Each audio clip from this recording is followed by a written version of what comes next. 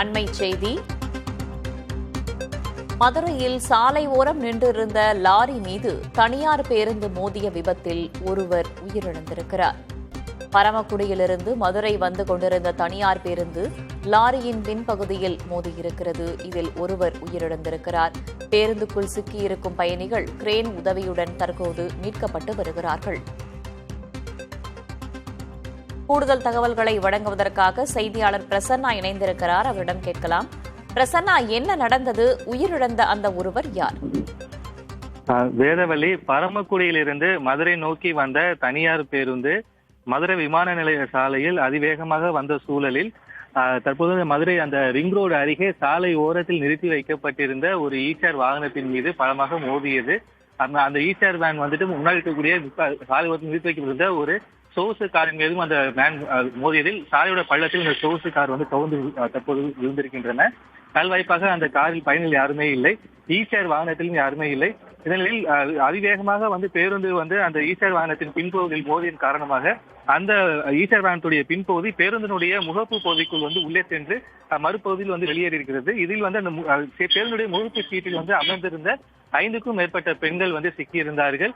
தற்பொழுது தீயணைப்புத்துறை வீரர்கள் அந்த பகுதிக்கு விரைந்து வந்திருக்கிறார்கள். பொதுமக்கள் மற்றும் கிரேன் உதவியோடு அந்த முகப்பு பகுதியில் சிக்கி இருக்கக்கூடிய அந்த பெண்களை வந்து தற்பொழுது மீட்டு வருகிறார்கள். அதோடைய காட்சி தற்போது நாம் பார்த்துக் கொண்டிருக்கிறோம்.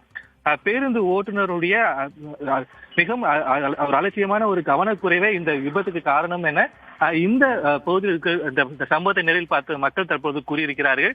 கிட்டத்தட்ட 5க்கும் மேற்பட்ட 108 ஆம்புலன்ஸ்கள் இங்கு கொண்டு வரப்பட்டிருக்கின்றன. போலீசார் இந்த பகுதியில் குவிக்கப்பட்டிருக்கிறார்கள். இந்த கோர விபத்தில் வயதான மூதாட்டி ஒருவர் வந்து உயிரிழந்திருக்கிறார். அவர் யார் என்பது தற்போது தெரியவில்லை. அவருடைய சடலம் தற்பொழுது மதுரை அரசு ராஜாஜி மருத்துவமனைக்கு அனுப்பி வைக்கப்பட்டிருக்கின்றன.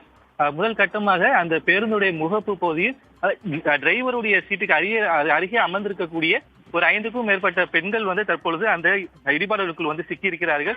ஒருவர் பின் ஒருவராக தற்பொழுது பொதுமக்கள் உதவியோடு தீயணைப்புத்துறை வீரர்கள் மீட்டுக் கொண்டிருக்கிற சூழலில் 2 நபர்கள் வந்து அந்த சீட்டுடைய முன்பகுதியில் அமர்ந்திருந்த காரணத்தினால் அந்த ஈச்சர் வாகனத்துடைய அந்த பகுதி வந்து முழுவதுமாக அவருடைய உடம்பின் வழியாக வந்து சொருகி தற்போது அந்த பின்பகுதி வந்ததால் அவர்களை வந்து மீட்பதற்காக தற்பொழுது கிரேன் கொண்டு வரப்பட்டு அந்த கிரேன் மூலமாக தற்பொழுது அந்த வாகனத்தை வந்து பிரித்தெடுத்து அங்கு இருக்கக்கூடிய அந்த 2 பெண்களை மீட்கும் பணியில் தற்போது வீரர்கள் வந்து மும்முரமாக ஈடுபட்டு வருகிறார்கள்.